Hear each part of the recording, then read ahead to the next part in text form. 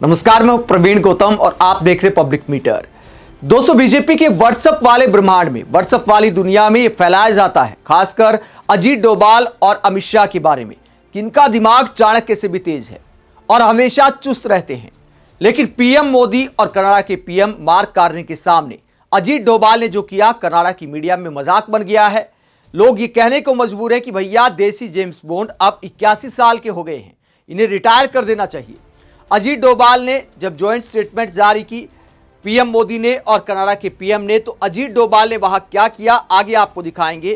पहले अजीत डोभाल के काम पर जो सवाल उठा रहा है विपक्ष, कि अजीत डोभाल को भले किसी जमाने में माना जाता था कि बहुत तेज दिमाग है, कमाल के जासूस हैं, लेकिन अब वो क्या कर रहे हैं। और उनकी निगरानी में national security adviser Ajit Doval की निगरानी में, उनके निर्देशन में हमारी जांच एजेंसियां क्या कर रही हैं, इसे लेकर कांग्रेस से सवाल उठाया है। सुप्रिया श्नेत ने क्या कहा इस पूरे मुद्दे को लेकर।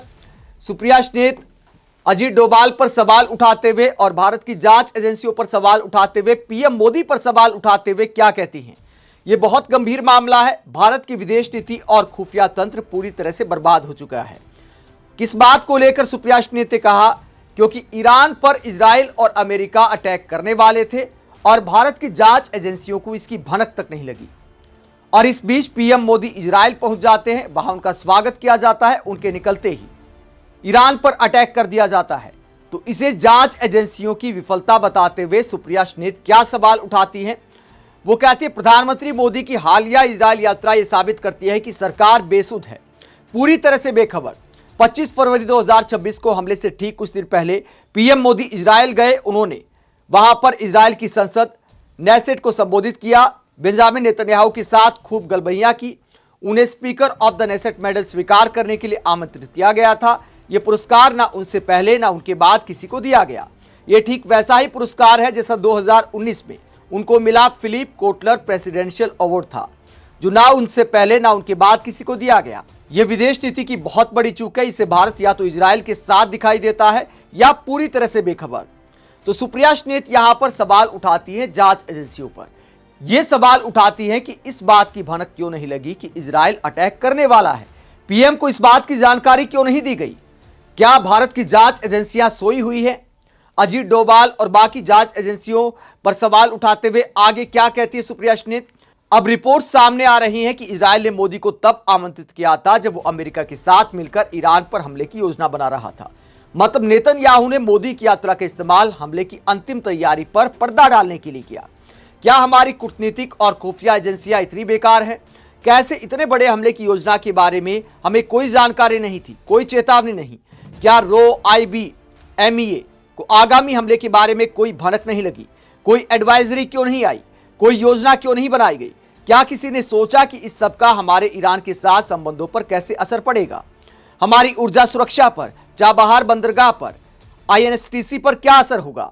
ऐसा तब होता है जब गंभीर कूटनीति के बजाय केवल दिखावे, फोटोओप्स और लपक लपक के गले लगने को प्राथमिकता दी जाती है। तो सुप्रिया श्नेत सवाल उठाती है कि जांच एजेंसियां क्या सोई हुई हैं। सुप्रिया श्नेत के अलावा पवन खेड़ा क्या कहते हैं वो भी सुनिए। इतिहास कभी नहीं भूलेगा, मोदी नेसेट में खड़े थे, यानी इजराइल की संसद में जो उन्होंने भाषण दिया था। तो पवन खेड़ा कहते कि मोदी नेसेट में खड़े थे। नेसेट इजराइल की संसद का नाम है। तो पवन खेड़ा कहते हैं मोदी नेसेट में खड़े थे, हंसते हुए एक अस्तित्वहीन नकली पुरस्कार स्वीकार कर रहे थे। यानी जो मेडल पहनाया था इजराइल के प्रधानमंत्री ने, उसे लेकर कहा जा रहा है, इजराइल की मीडिया में भी छपा है कि वो फेक मेडल था। फेक मेडल क्यों कहा जा रहा है, क्योंकि ना तो इससे पहले किसी को दिया गया, आगे किसी को दिया जाएगा या नहीं दिया जाएगा। इसे लेकर पवन खेड़ा तंज कसते हुए कहते हैं, हंसते हुए एक अस्तित्वहीन नकली पुरस्कार स्वीकार कर रहे थे और अपने दोस्त तथा युद्ध अपराधी बेंजामिन नेतन्याहू के प्रति बिना शर्त वफादारी जता रहे थे। जबकि इजराइल उनकी यात्रा का इस्तेमाल ईरान के सर्वोच्च नेता, दुनिया भर के लाखों शिया मुसलमानों के आध्यात्मिक मार्गदर्शक और भारत के मित्र खामनेई की हत्या की योजना बनाने के लिए एक आड़ के रूप में कर रहा था। और अब मोदी में उस हमले की निंदा करने की भी शालीनता नहीं है, जिसने पश्चिम एशिया और पूरी दुनिया को अंधकार में धकेल दिया है। इससे ज्यादा स्पष्ट प्रमाण नहीं हो सकता कि मोदी की अपनी कोई स्वतंत्र इच्छा नहीं है। वो अमेरिका और इजराइल की कठपुतली हैं। प्रधानमंत्री समझौता कर चुके हैं। हमें नहीं पता कि युद्ध कौन जीतेगा, लेकिन मोदी पहले ही हार चुके हैं। नेशनल सिक्योरिटी एडवाइजर की सबसे ज्यादा जिम्मेदारी बनती है क्या वो सोए हुए हैं? ईरान पर हमले के बाद ये सारे सवाल उठाए जा रहे हैं और वाकई हमारे अजीत डोभाल सो गए, पीएम मोदी के सामने, कनाडा के पीएम के सामने। और कनाडा की मीडिया इस बात को लेकर मजाक बना रही है। ये आप देख सकते हैं, कनाडा के एक पत्रकार हैं मैकेंजी ग्रे, उन्होंने ये वीडियो शेयर किया है जहां पीएम मोदी और कनाडा के पीएम मार्क कार्ने स्टेटमेंट दे रहे हैं और सामने अजीत डोभाल क्या करते हैं ये दिखाते हैं। वो कहते हैं कि बड़ा फनी मोमेंट आ गया कार्ने और मोदी की स्टेटमेंट्स के दौरान। Indian national security adviser Ajit Doval सोते हुए दिखाई दिए जब मार्क कार्ने स्पीच दे रहे थे। और क्या दिखाया इस वीडियो में आप देख सकते हैं, ये मार्क कार्ने स्पीच दे रहे हैं, अपनी स्टेटमेंट दे रहे हैं और ये कैमरा इधर आता है और यहां पर हमारे national security adviser Ajit Doval आप देख सकते हैं सोए हुए हैं।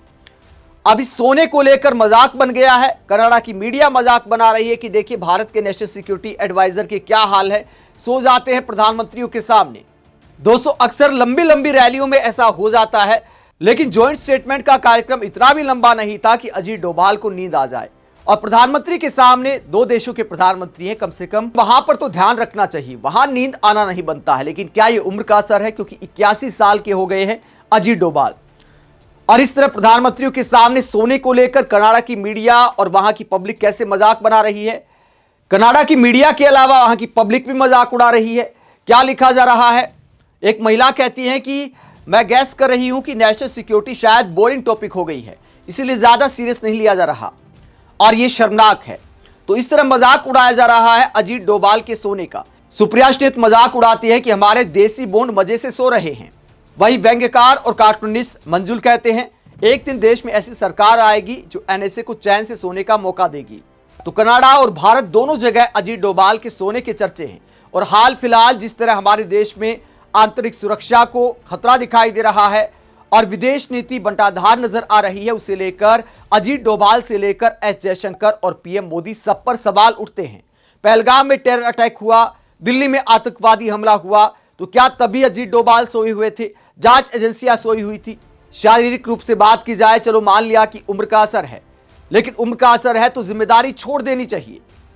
माना किसी जमाने में जेम्स बॉन्ड माने जाते थे, लेकिन अब भारत में जिस तरह एक के बाद एक फेलियर दिखाई दे रहे हैं, तो अजीत डोभाल पर सवाल बनते हैं। आप इस पूरे मसले को लेकर क्या सोचते हैं, कमेंट बॉक्स में अपनी राय जरूर दें। साथ ही चैनल को सब्सक्राइब भी करें। नमस्कार।